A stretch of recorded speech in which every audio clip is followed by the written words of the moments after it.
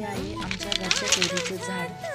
कैरीचं झाड का तर ज्यावेळेस या कैरीचा आंबा होतो तर त्यावेळेस तो आंबा पूर्णपणे खराब झालेला असतो. एक नाही तर झाडाचे पूर्ण आंबे खराब निघतात. त्यामुळे याला आम्ही फक्त कैरीचं झाड म्हणतो, कारण की याची कैरीच चांगली असते, आंबा याचा खराब होतो. स्पेशली हे झाड जे आहे ते कैरी खाण्यासाठी आहे. हे झाड कोणतं आहे हे मला पण माहीत नाही, कारण हे जे झाड आहे तर हे माझ्या आजी आजोबांनी लावलेलं आहे आणि त्यांना विचारलं तर त्यांना पण सांगता येत नाही तर ही कोणती कैरी आहे, म्हणजे कोणत्या प्रकारची कैरी आहे.